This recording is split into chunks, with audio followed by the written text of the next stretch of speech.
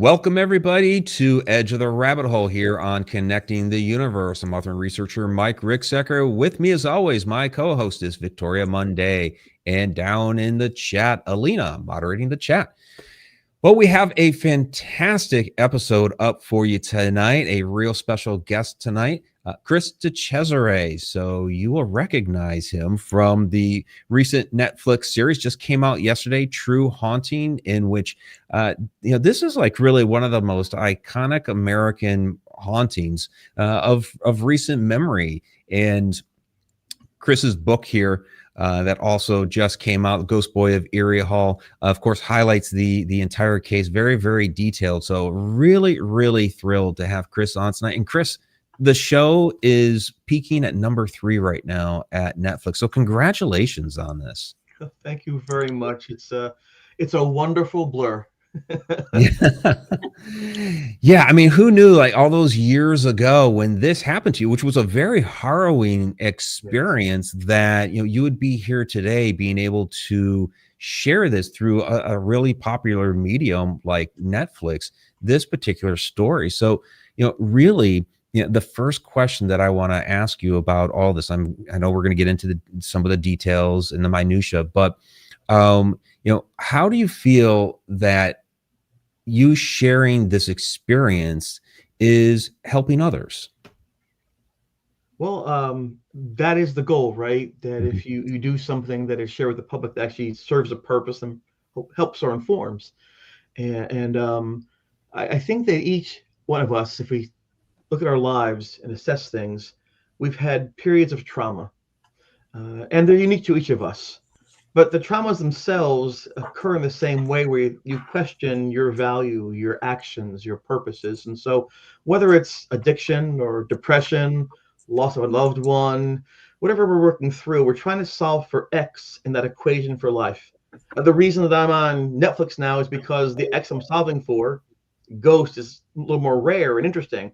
But all of us have the same equal value in terms of what our worth is, and in terms of how we approach life. And then I'm hoping that when I share my experience, either in person discussions with you here on the podcast or through Netflix, that people see the human side, the real people in those events, and how they bound themselves together like battle buddies against fear and darkness and confusion and judgment.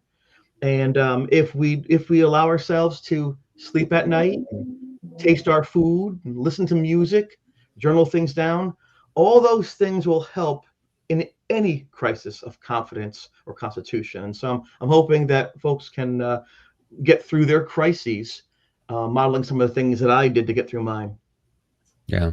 Yeah, that is absolutely wonderful, because this, going through all the material, and you were very, very kind to have sent me a review copy of the book, and I looked back, it was 2 years ago. It's like, I can't believe it was 2 years ago that that they haven't such, and it kind of shows you how long of a process it was to get this produced and out there. But this was something that it started with you, and then it started affecting your friends and people that you were there at school with. And it's even your father came and experienced a few things. So how was that for you, as an individual who started experiencing these things, and then all of a sudden it branched out to your friends and people that you cared about as well? Yeah, that was terrifying. If it is just you in the scenario, you have more control over the environment and your actions. When the trauma, the experience, the haunting spreads out like tentacles, Mhm. then things are harder to understand, to watch, to observe, to control, to interact with. And after the priest, Father Charles Manning, who was very kind to go to the dorm room and bless it at my request, had done so, uh, the events in my room stopped. The flashing clock, Yeah.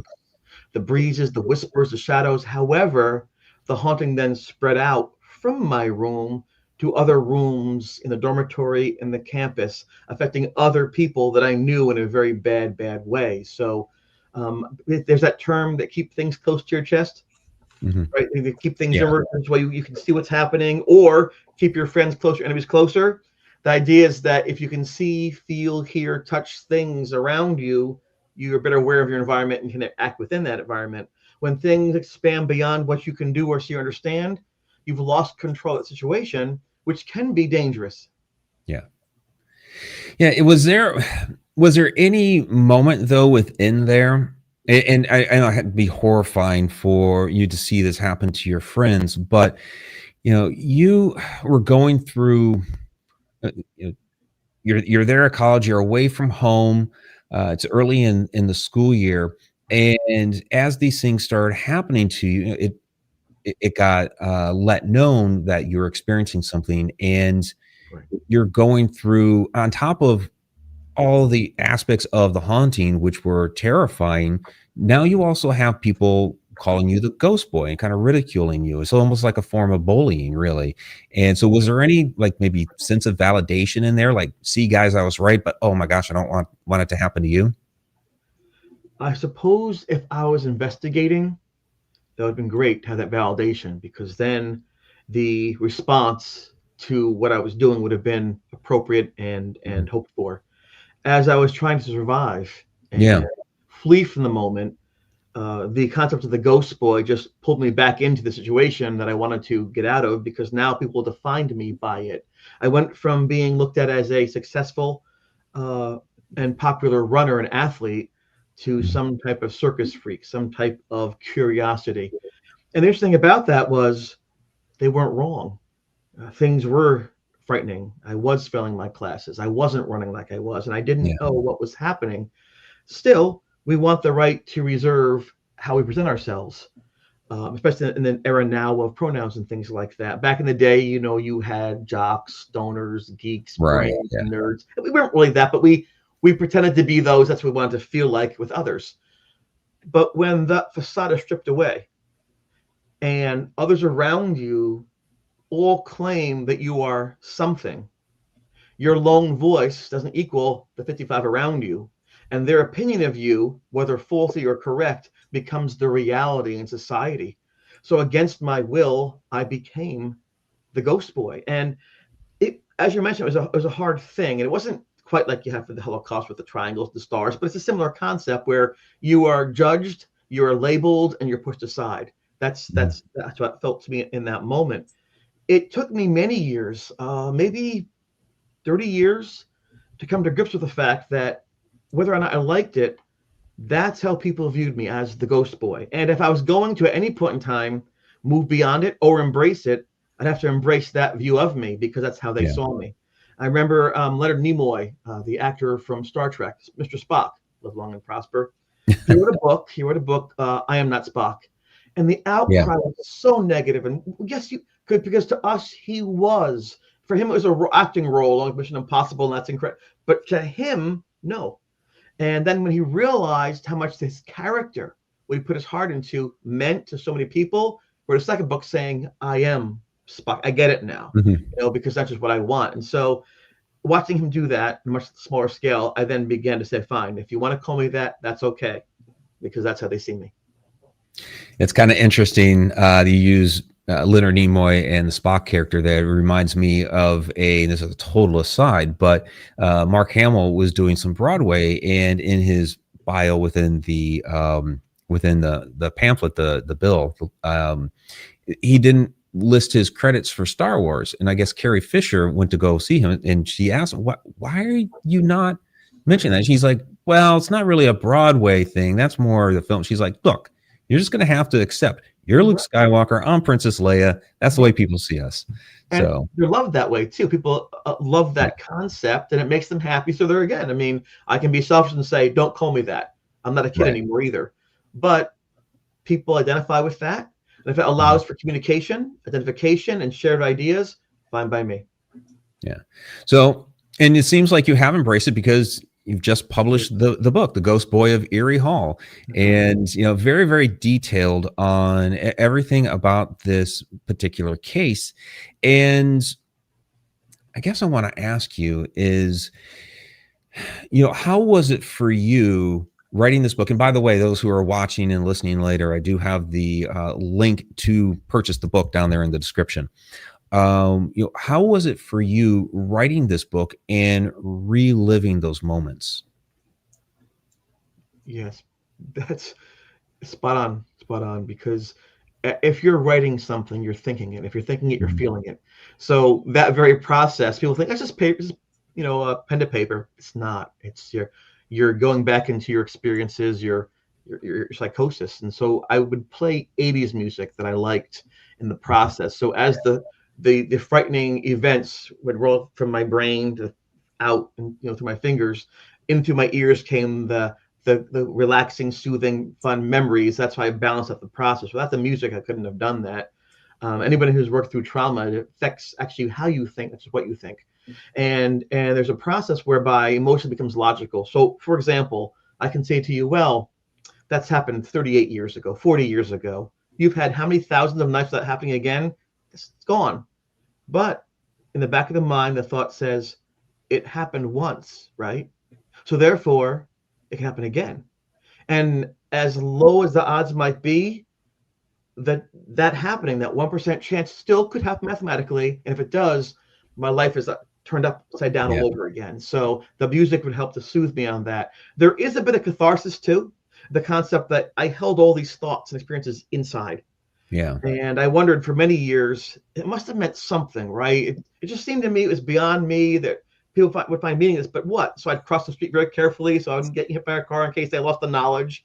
And Yeah. now to have the book out there and the Netflix show out there, in a way, I'm relieved of the pastoral care of this. It can go beyond me now. So at some point in time, I can close my eyes and find, hopefully, be positive rest and know that I did my job in carrying forth these events and the people in them, and hopefully in a positive way.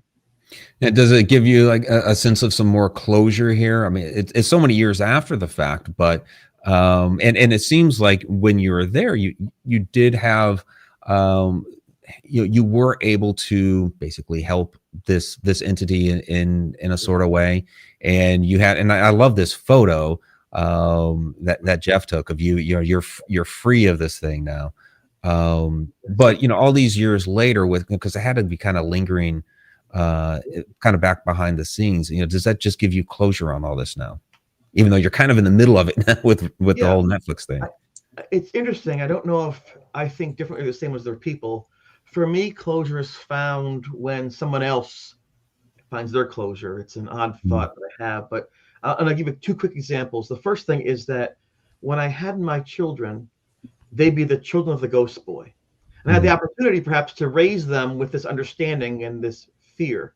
I don't want to do that. At the same time, I was totally naive and ignorant. I don't want that either. So I would tell my children nighttime stories with frogs and deer and castles and mountains and Yeah. dinosaurs. And within these little parables were my experiences. They could actually learn to think through the crises without having to be burdened by the history of what had happened. And when my children saw me on TV the first time, they said, wait, seriously? So I needed that closure because then I knew I could parent somewhat successfully. I could go beyond my needs. So as a Mhm. parent, that was the closure I needed. My kids could get through that safely. But then there's also the concept of the people I was with. Was Linda okay after all these years? Was Jeff okay? Was Beth? Were these people Yeah. okay? Because I was the primary focus. They turned to me for guidance and for help.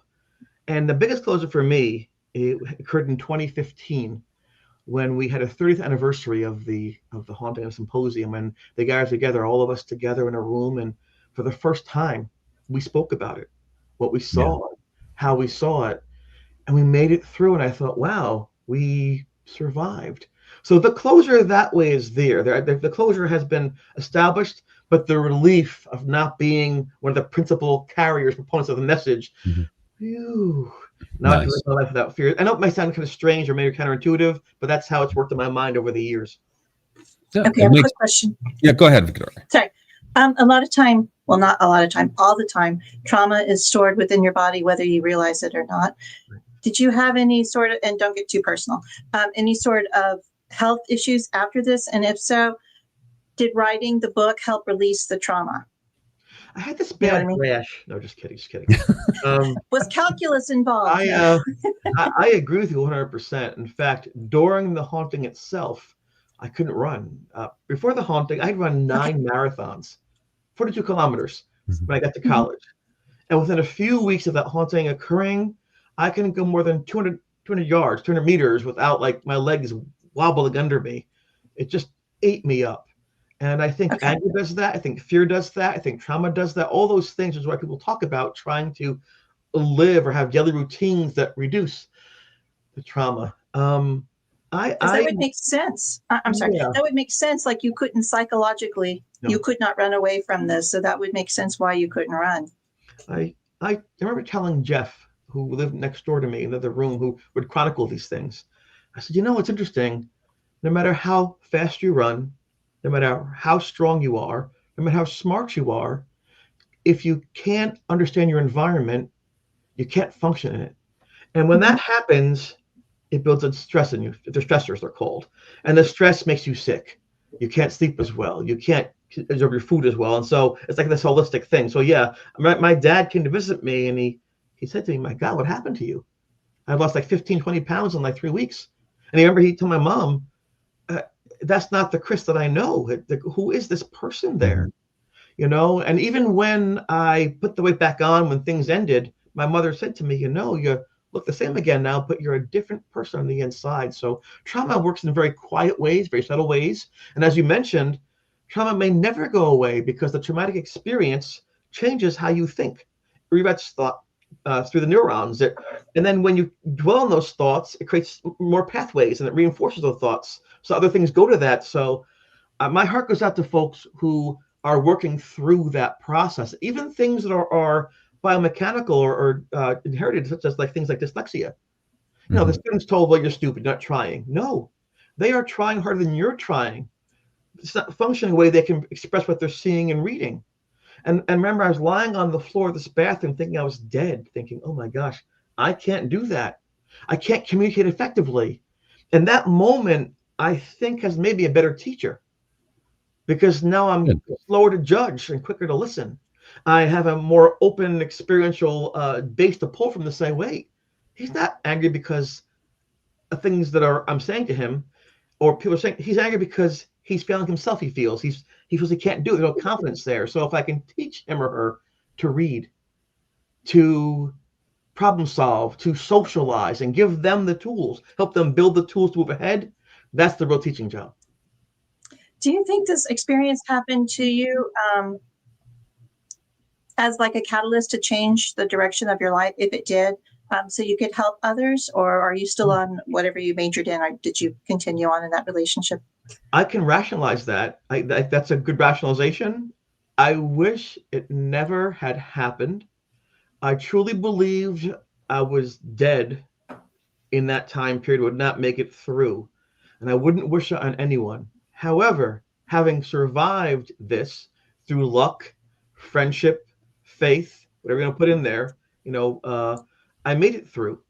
And I wonder sometimes about the concepts on this spectrum of free will. Sometimes you look and say, that's meant to be. Things go in threes, love at first sight.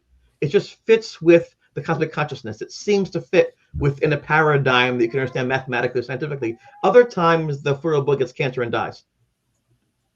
It's just interesting how, and I look for sometimes, where is the balance? Where should I place myself between chaos and control?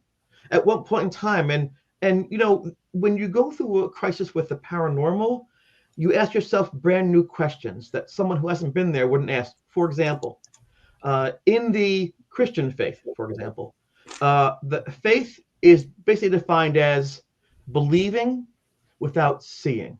There is no proof, but I believe this is the case, much like love, right? You believe that it's will work out and you hope it's true. I don't have faith because I've seen what lies after death. I don't have to believe in that. What does that mean then in terms of me as a spiritual being, in terms of me as a communicator, as a human being? I'm devoid of faith because I've seen. It's more than belief. So those are the kind of questions you ask while the wind is swirling around you and books are flying around and people are running out of the room and you're freezing cold thinking you're going to die because you're no longer thinking about paper or plastic. Would you consider yourself a light worker then? I don't think that I'm that talented or focused. I think I have the capability to do something like that if given the opportunity. But I've also seen how if you're not ready for that type of vocation, it can backfire on you. When I was very young, maybe 1920, I was exhibiting some of those things. I was able to sense people's illnesses. I was able to predict certain things. I could read auras. I was doing workshops. It was an amazing thing. I could do bibliomancy where you could take a yearbook. Yeah. And if the person was Protestant, that they had a sharp personality, I could, they're, oh my God, I just sensed things. I don't know where it came from, but it led to this hysteria. Oh, well, oh my gosh, that means you're special. That means you're divine. That, or you're the devil, you're possessed. And the effect on my life was damning. Knock, knock, knock. Hello? If you're Jesus, who am I? Knock, knock, knock. The devil's inside of you. I just, at that point in time, it was the occult. There was no Ghost Adventures or no shows like you have nowadays to educate you. And so I was chased away from the paranormal by this horrifying experience, although a very valuable one. And I was chased away from light work and things like that because people could not see me for who I was, as what they wanted me to be. And as a young teenager, young person, I didn't have the skill sets or tools to push back against that. I have people say, you should have said things 40 years ago. No, I'd have gone to Hollywood and got chewed up. Yeah, I can see the thing, you know, the ghost boy bears his soul. That's not all. I can just see that's what happens, right? And so I'm actually thankful that I gave myself the opportunity to grow and to learn. So it's like the ragged version now, the broken down version, but it's wizened, you know, and it's a caring version of me. So hopefully it's good enough. Oh, That was very good. yes. Well, do you think, I mean, it was really, really fascinating, of course, the eventual connection that was made to your family, Yeah. which I found absolutely fascinating. So do you think that your presence there, and, you know, they say that a lot of people that do have, you know, some of these gifts, and I believe you obviously do, that, you know, the kind of to the spiritual world, you appear as a beacon. Well, you know, here you are on campus as this beacon. And oh, by the way, there's this connection back to your family because it was on your mother's side, I guess great grandfather somewhere down the line, had found the body. Yes. So was that, what do you think of that? I can't disagree with that. Hindsight can be 20/20, right? If we allow it to be and do our due diligence. At the time of the haunting, as a 19-year-old running back and forth screaming and throwing to the wall, my impression was this thing was evil. It was vicious. It wanted to hurt me or control me. And I was being punished for something I didn't know I did or didn't do. I despised it. But as the years went by, and actually going back further, as the haunting went on, I began to sense pain and sorrow in this thing. And so it kind of softened my approach. I thought, you know, sometimes a dog or a cat, a beloved part of your family, one of your kids basically, if they're hurt or frightened, they can snap at you, scratch you, they still love you. And I began to see things a bit differently, different lens, and that, okay, well, this thing knows I can see it, and it knows that I can hear it. Maybe I'm the first person in who knows how long that can do this. Maybe he feels I can help him in some way.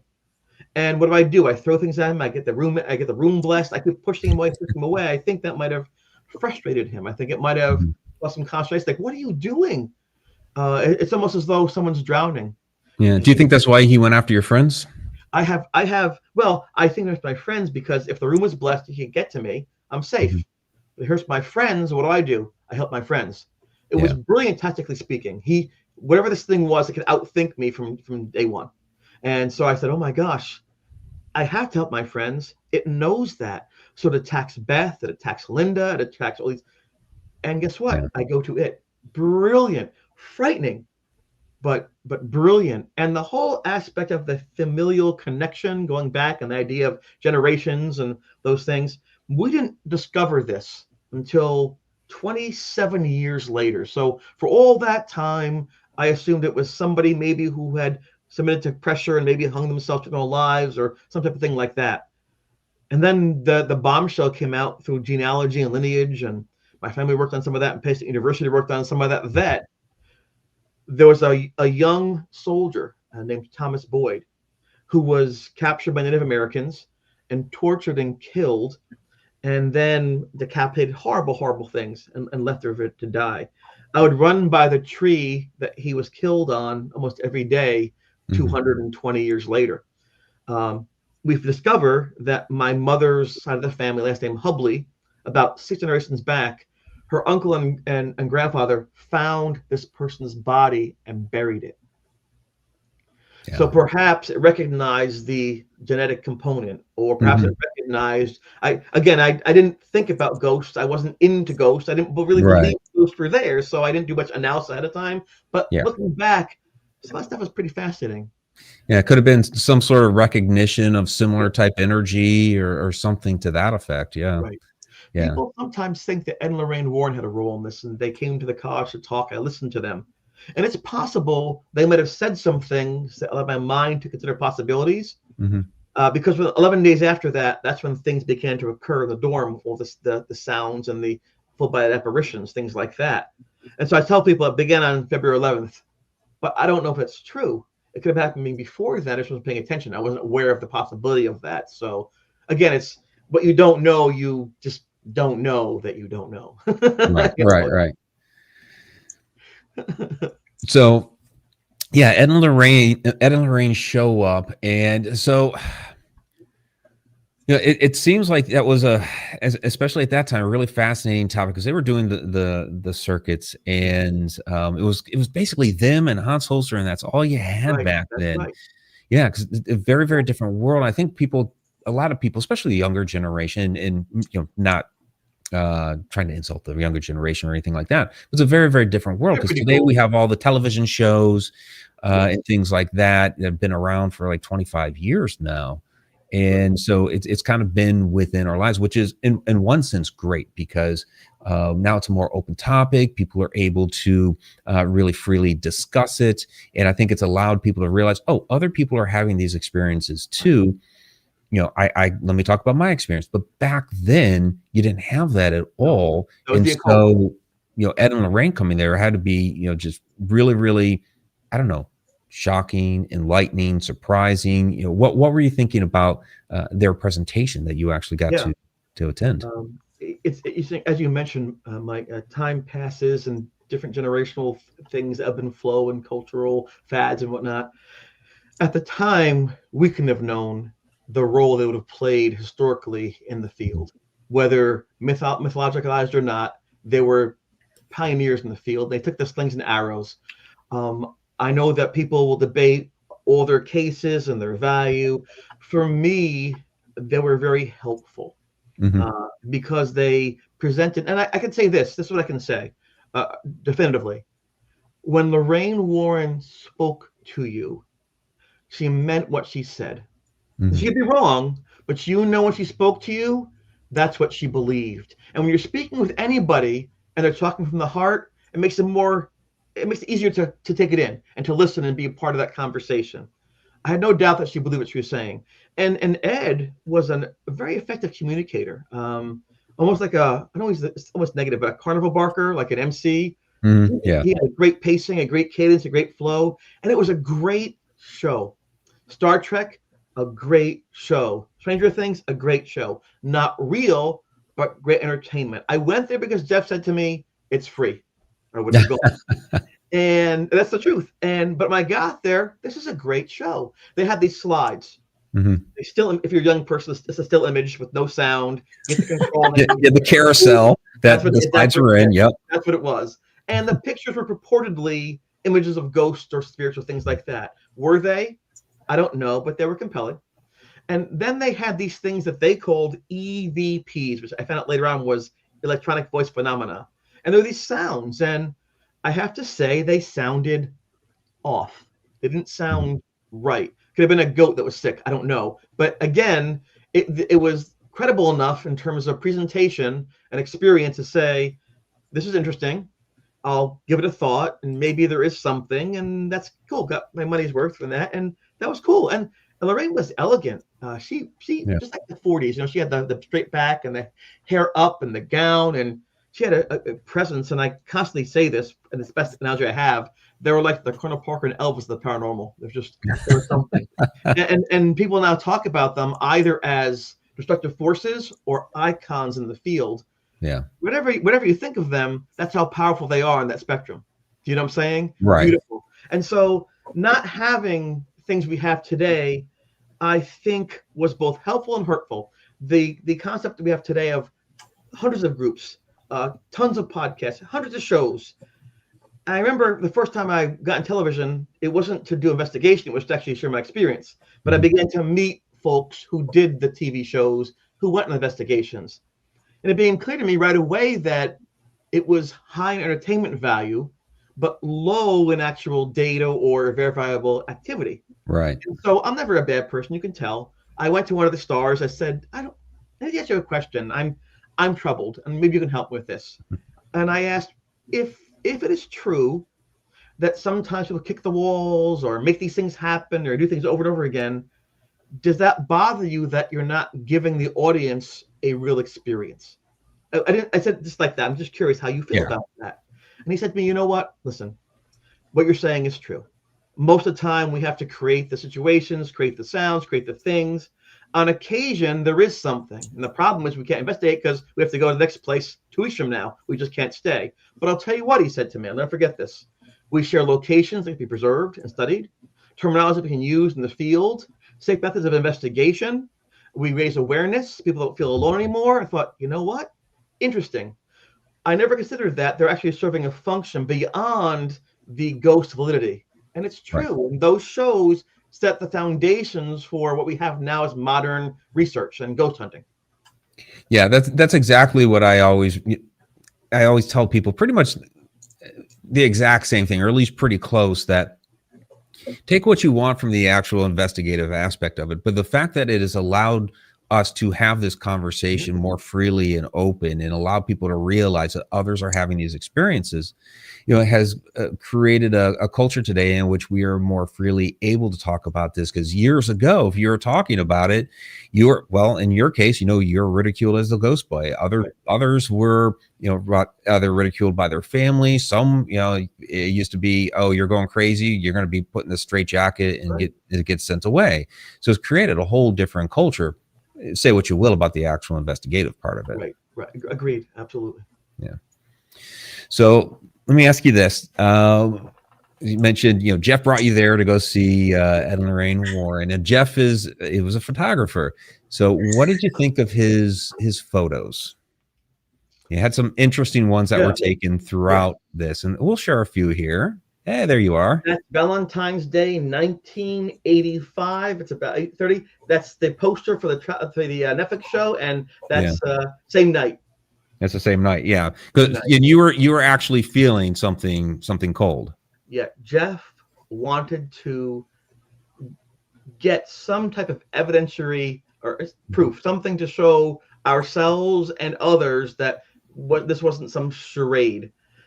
I knew I was seeing things.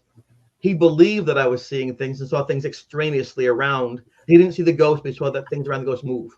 So he wouldn't feel the ghost, but he'd see the temperature drop. So he was indirectly experiencing what I was saying was occurring, and that was enough for him to invest in the process. And he wanted to get more. And I'll never forget this. We were talking about having the priest, Father Manning, come to bless or exercise, whatever the word was back then, the room. And that might lead to the ghost being gone, which is my goal. But so before that happens, just so we have some, let's go in there and do this investigation. So my friends are having dates and Valentine's and dancing and having fun, relax. Don't.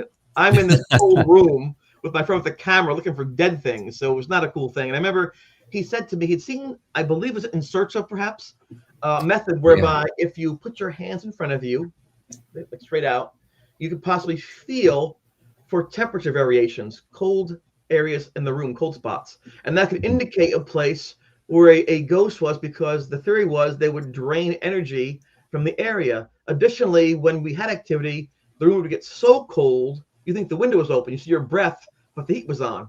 It made no sense. My father experienced that. So bizarre things would happen. So he asked me to call for someone, the ghost, and I didn't know how to do that. So that was the method I used. And as this was happening, and he was adjusting his flash cube on his camera and getting things ready and his thermometers. Flash cubes, yeah. People today don't realize the flash cubes. Right. Like, but go ahead. Sorry. Yeah, so it's I feel like we're like you had to buy those in packs. Remember? Right, that's correct. We're like 1830s. You're a real go-getter, you know. We're bridging centuries, generations. But yeah, and so the closet door unlatches and opens. I thought to myself, wait a second. I'm doing this to make him happy. Let's do this a couple seconds. We go home. No harm, no foul. Let's have a hamburger. The door opens up, and I see the thing in the closet. I'm like, oh no. And so, of course, what do? I tell him, I can't. I am so petrified. For the first time in my life, I cannot speak. I'm like, and it's so cruel. He wants to see it. I don't. I see it. Right. He doesn't. That is not funny. So I was able to finally get out like a sound. You know, it's like post Taco Bell, and that got his attention. How gross, right? That got his attention. I used to work at Taco Bell when I was a kid, just a few years after your incident there. Yeah. And then stupid ghost boy. And then anyway, so he turns and he sees, and my sweatshirt is blowing back. The cardboard is bending. There's like the wind is flying through the room. And I said to him, "Take the picture. Take the picture." And that's where that picture came from. Boom. And then a few minutes, it actually came right through me. The thing went right through me. It felt like all the cells in my body froze. And then unfroze, and then I said, "I'm out. I'm not coming back to this room." And he said, "Please, where is it?" And then before I left it, above my bed, where, Jeff, the dead person looking at us, that's the ghost. Where the dead guy looking at us is the ghost. He goes, "I don't see him." Like, how can you not see that? He's right there. Look. And so he said to me, brilliant move. If you can see him, you take my camera, you get the picture. I said, one. I took his camera, kind of lined it up a little bit, you know, and hit the button, ran. Yeah. And then we had to send them away and things like that back in the day. And when the photos came back, that image of the skeleton, the human body where I pointed to was right there. So that image, the spine, the rib cage, the sternum, that sent people into a craze. And Jeff promised me he would show it to nobody. Well, let's be fair. If you have that, you probably show it to people. You're showing everybody, yeah. People say, "I'm pregnant," tell nobody, and by the next day, 18 people know. Right? That's just how it is. It's so exciting. I had to share. It's good news, and so that was a tough thing because that ultimately led to the whole ghost boy phenomenon. And I said in the show, I love Jeff. He's my best buddy. Will always be my best buddy. That was probably a mistake, but I understand why it was made. I made mistakes too, so I don't want to judge him too harshly. We were 19 years old. He was trying to expand knowledge, look for answers. So looking back, he was excited, and I was in my fields, as they say nowadays. So probably he was correct, but in the moment, you might not see eye to eye. So that's how that transpired. Mm-hmm.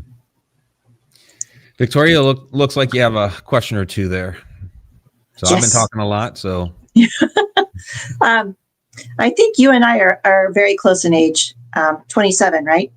Because I went. Yes. I'll be 28 in 2 weeks. So, you know, there you go. What is that? 28. Wait, Libra. Is that Libra? I don't know. Yes. I'm a Libra. I'm a Libra with an Aquarius rising and a Leo descending. So watch out. That's bad, right? That's bad. That means I'll smile, but if I get pissed, I'll kick your ass. Just kidding. But that's what that really means. Do not make her mad. Oh, yeah, we're good. No, I never get mad. But anyway, like you, I agree. There was nobody you could talk to at that time because I went to college in the 80s. I've been having experiences since I was 2, but I have cultivated a group of friends that we could talk to each other about these kind of things. But everybody else, you can't talk to these because they will lock you up and throw you away, like Mike was saying. But the year before you had your experience, Ghostbusters came out. And since there were no other paranormal shows around, do you think that might have jaded your interpretation of what was actually happening? And then when you got the priest there, then no pun intended, all hell broke loose. You know, or maybe there's a pun there. Because that's, I mean, in Ghostbusters, everything was evil. It was a demon. There was no happy little spirits and ghosts. Oh, come on. Slimer was cute. That's Ew. It was nasty. At the risk of sounding contrarian and at the risk of making half of the paranormal community hate me or despise me, I did not like the movie. I thought it was silly, unnecessary. a waste of time. I loved the song. When we got to our rooms in the fall of '84, we had this ridiculous Ghostbusters logos on the door. I'm like, what is that? But it's almost like a foreshadowing, like in the novel, in the movies. Like, and of course, where do I go to? Erie Hall. I mean, looking back, Right. it's by someone out in Hollywood, you know? Okay, Yeah. go to the door, Yeah. gets there. Erie Hall, like scary. But I will tell you with an honest heart and mind, I had no thought of any of that. I wanted to run. I wanted to meet people. I wanted to dance. I wanted to explore life. I wanted to learn. I didn't go in there like playing with Ouija boards, the outcast in the basement, looking for answers. It was well, none of us totally did. opposite. But yes, I think that culturally you can overestimate the value or effect that that movie had on people, especially young people, because young people take things, even if they're fictional, as factual. My son was about 4 years old. He was in the living room watching a cartoon. And I walked out and he was taking his head and he's like, "Mm, mm." So I said to him, Matthew, what are you doing? He goes, I'm trying to take my head off. I said, why do you want to do that? He goes, on the cartoon, they did that. I said, Matt, that's not real. If you do that now in real life, you will die. You know, so, what? So, don't do that. I think it made it fun, Ghostbusters, because it's a Slimer. It's fun. There's comedy in that. It once again, just like the shows, I didn't appreciate it. It did allow for conversation and discussion. It made it less the occult, more entertainment. So I think it helped the field and people in general discuss these things, just like Close Encounters did with UFOs and UAPs later on. You know. Okay. I have to admit, I'm so sorry. I'm not familiar with your story and what happened because it happened outside of Texas. There was a bowl of porridge, almost too hot, almost too. That's why I said she was kind of coming into this blind. So, which is interesting because she kind of has a outside perspective on it because she's always not familiar with it. Yeah. Well, that's one of the things I was going to discuss with you is because I was always considered the weird girl, and I had my own little subset group. That made me stand on my own authenticity. And I think it made me stronger in the long run, which I'm just now discovering. And I just lost my question. Oh, what happened in the shower? Yeah. I don't know your story. If you don't want to talk about it, that's totally fine. But I heard that there was something that happened in the shower. No, he said we just couldn't talk about calculus. Contact lawyer about maybe the shower story. Oh, that shower story. Got it. Okay. Yes. Maybe he was doing calculus in the shower. That's why I asked, is there anything I couldn't ask? Right now. Wait, let me bring up the Chris in the shower photos. No. Wow. No? There get that money. After the priest had blessed the room, and it worked. It was successful. The room was no longer active. But you can't have a priest bless 65 rooms. It's not functional. Right. You can't keep doing religious ceremonies on public property. You're just not going to happen. So I realized that, okay, that worked, but then the situation changed. And so we had to figure out how to get the rest of the activity stopped. The ghost, as I mentioned before, began to target my friends to bring me to them. Right. Well, that wasn't working because I still wouldn't talk to it. So what happens? I ran for a 9-mile run, which then was easy. Now I go to the mailbox. I can't breathe. And I get back. I'm in the shower. Like, it makes sense, right? Clean up. I'm taking my shower, and the bathroom is small. There's one shower stall. There are 2 sinks with mirrors above them to brush your hair and your teeth. And then there's a toilet right there. And there's a huge, heavy wooden door on a sliding rail, metal rail. So it's like... You cannot escape with any noise ever, and it rattles and things. So right. I looked up and I saw the shadow on the ceiling. It looked like the ghost with the tilted head and things like that. And so I think my friends are out there. I went into the bathroom. There's no one there. I looked up and I still saw it. I thought, wait a second. The light source is above me. My shadow is by my feet off the right. There's no way there can be a shadow there because there's no light source below it. Uh-oh, it's the ghost. Think quick. Number 1, turn the water off in the shower. There's no flood that way. Number 2, call the priest, call somebody. So I went back in the shower to turn the shower off. The little Boy Scout, no flood, right? As I turned the lever, it felt as though I was stabbed in the back with a cleaver or a meat knife, a steak knife. And I say that because when you prepare salads and things like that or for food, you might get a cut with a knife. It happens sometimes. It's a clean cut. At first, there is no pain, but in a few minutes, there will be pain, right? So it felt like that, like a clean cut. And it hit me so hard, I lifted off my feet. My face hit the side of the shower wall, and I could taste the cleanser I used to clean the wall, very bitter. In the movies, they go, oh no, my ankle got sprained, and they get killed. There's no way. Are you an Aquarius? My dad always told me, never start a fight, always finish the fight. So I'm being attacked. I don't care who it is. I turn, and I was an athlete back then. I turned and I punched as hard as I could punch. I tore the shower curtain off the rail. It flew to the ground. Nobody. The only thing I heard was the drips of the spigot from the shower going bloop, bloop, having been turned off. And I yelled. I said, who are you? What are you, coward? Show yourself. Nothing. I said, wait a second, my back. If I pull the knife out, will I bleed out? Do I leave it in? So I looked, turned my back to the mirrors to see what the knife was doing there and how deep it was in. There was no knife. There were 3, not 5, 3 scratches going from above my left shoulder blade to almost my right hip. And I thought to myself, that kid's in trouble. I feel bad for him. There's a moment of separation from the moment, like watching a movie. And I said to myself, this is horrible. I'm going to die. And my mother had left college to have me, give up everything to have me, never resented it, always helped me. I thought to myself, my mother who gave everything will now lose her son. He's 19. All I can do now is have a calm face for the casket, and I make her an alarm. So when I die, I'll make a calm face, so she'll believe I found some rest and peace when she sees me. That's all I can do for her. And I fell to the ground, and that's when my brain kicked in, because there was almost no other stimulus or response. Science. On my wrist, there was a small pear-shaped bead of water. I don't have no towel at the time, so just hang up my wrist from the shower. And in that droplet of water, I could see the room upside down, reflected, inverted. I thought, that's right, because water refracts light. Like that happens in water. Light is refracted, it's bent. That's science. Cool. Then it dropped. And at first I was a little sad, kind of like Wilson, that movie Wilson with Wilson. Oh, yeah. And I thought, wait a second. If it drops, that's gravity, 9.8 feet per second. So we have refraction, we have gravity. I looked down with my eyes, so I couldn't move my body, and in the grout from the tile, it was darkened, moisture. Refraction, gravity, moisture absorption. And I knew in that moment that science was working. Why wasn't I? What is happening? And Right. I was ready to die. And luckily at that moment, Jeff heard me scream. He came in, he picked me up, he covered me over, he brought me in the room, and Ed was there and Beth was there. We're going into the hospital. I won't go to the hospital. I think I'm crazy or self-harming. It was a crazy scene. And you've seen the interventions before, right? Interventions, you feel bad for somebody. I was the one, and I knew it. They're all saying, come on, go to the hospital. I can't. They'll think I'm self-harming. They'll restrain me. Right. They'll sedate me, and the thing will find me. So we made a compromise. What I think to do, because my reality didn't match their reality.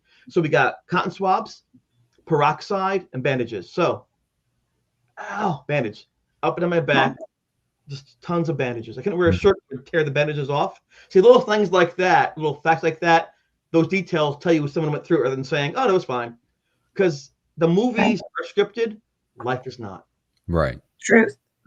Well, did you ever think that, okay, now that you've encountered your ghost person, that you have opened yourself up and that really wasn't a ghost, but that was a shadow person you were seeing up on the roof ceiling? I would never think that. I didn't know what that was. I had no terminology. I had no understanding. I knew Casper. I knew Jesus, and that was my ghost I had in my life. I had no basis for comparison. All I knew is I didn't like this. I wanted to stop. And when Jeff got the photographs, you know what I told him? I said, burn them, destroy them. Because to me, it's as though I was mugged in a street corner. I don't want to see that street corner again. I want to relive that experience. But I recognize other people who will hear about this. It's important to have something to show them that represents the moment. So luckily, he didn't destroy those things, and they're there. It's kind of like this. Yeah. I can make a quick analogy. Suppose you think your partner is unfaithful. You can pay someone to follow them to see where they're going. Maybe they're going bowling. Maybe they're doing a surprise party for you. But what happens if you pay to learn, and the person comes back a week later and says, here you go, drops a middle folder on your table? What's that? The pictures. pictures that you wanted. They're right there. Wait, so that's the person I love? Yeah. Are they with somebody? Is it my bed? Is she happy? Is my friend? I don't know if I'm going to see those pictures. So sometimes in a trauma, you don't want proof. You want to get away, not think about those things. So every piece of evidence that Jeff got, which is very valuable, or my friends, I want to destroy and think about because I wasn't investigating. I was surviving. And it's odd to think that, right? Yeah. Well, totally understand though that, I mean, it was such a harrowing experience for you. So you would be more in survival mode. And Jeff seemed to be more like, oh, wow, I'm really fascinated by what's happening with you, but you're going through this trauma. We have a couple questions here out of the chat that I do want to get to. So Alessio Bellata, have you ever had dreams or feelings connected to that event afterward? Yeah. Yes.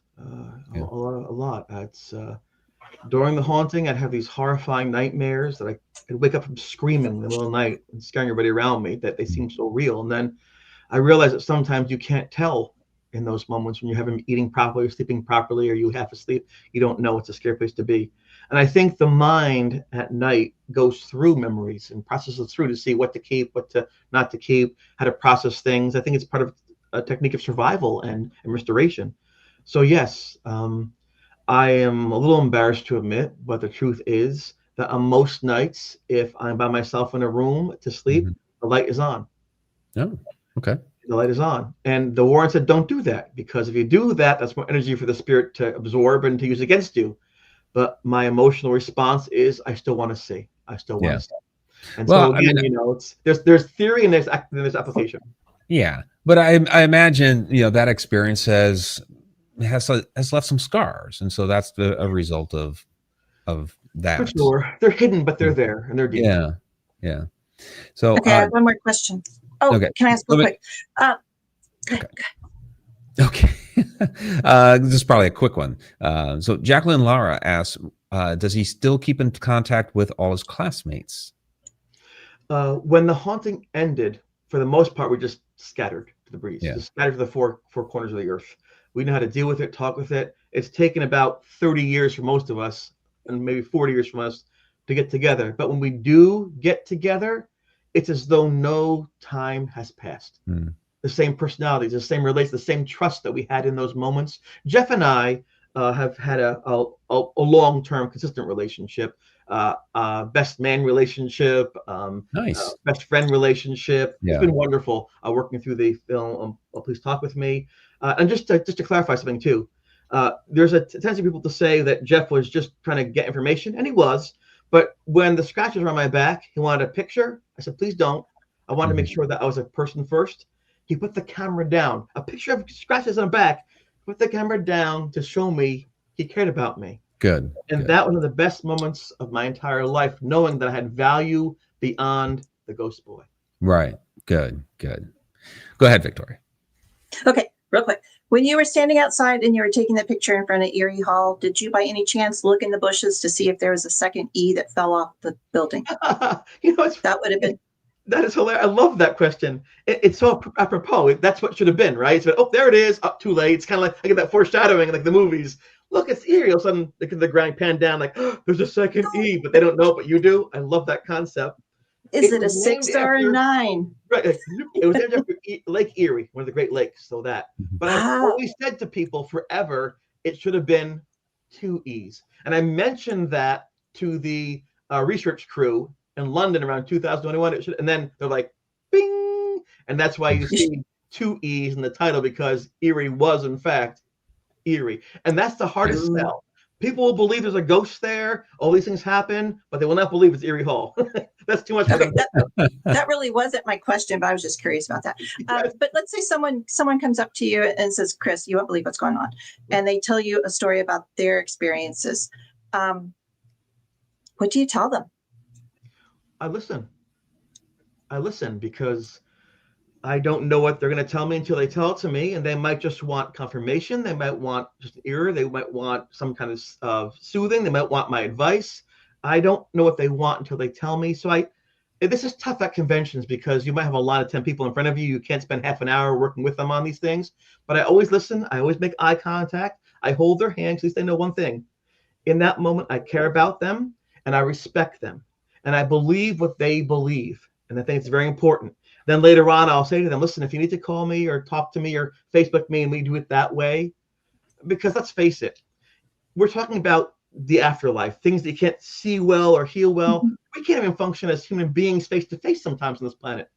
So when you add in like hearing that as well and seeing that as well, it just complicates things further. So when someone says to me, in the house, Abraham Lincoln, he's just like, what? Just, I live with that thing for 100 days nonstop. And there's still questions I have about what it wanted, what it said. So there are people who are very gifted psychics and mediums, and I admire them.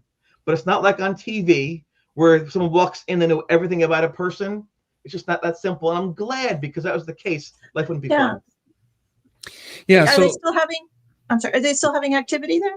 I mean, I don't believe so. I don't believe so. I knew what you're gonna say.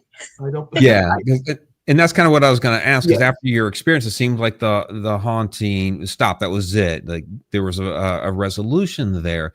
But given of course now it's on Netflix, so people are going to be very, very fascinated by going to perhaps the school or even people that are currently on campus. Right.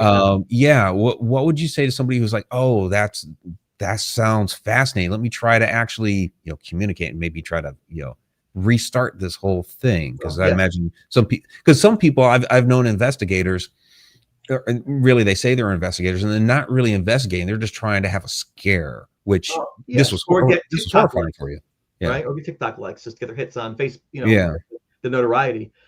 I tend to use this analogy so it's not a direct pushback on them. And I had some friends after 9/11 who enlisted in the military service. They enlisted to protect democracy, to keep our nation safe. They're patriotic. They were willing to give up their lives to help others. That was the concept. And they went there. Bodies blowing up, no communication, fear. Look at the bombs on their back. War wasn't like they thought it would be. It's not a movie. Same thing with the paranormal.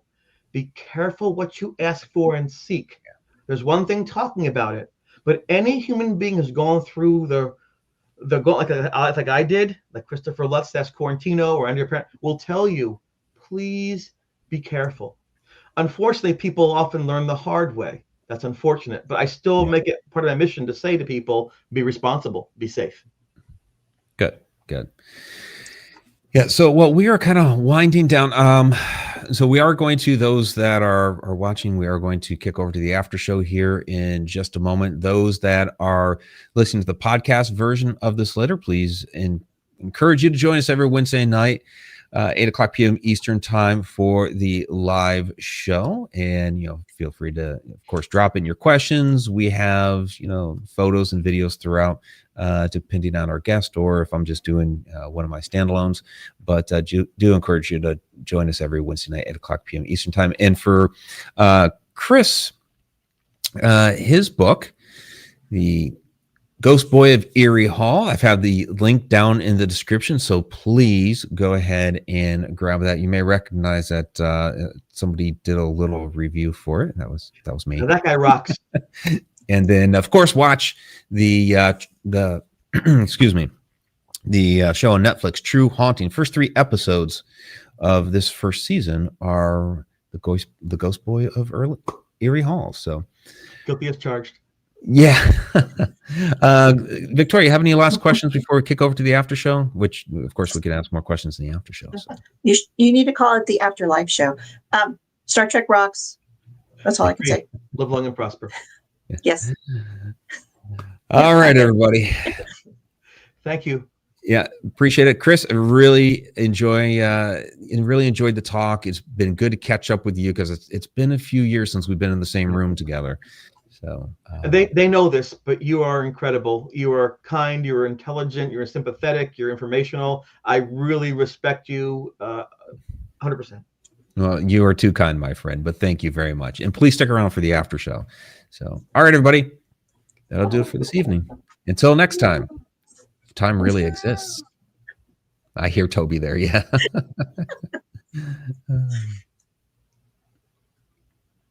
All right.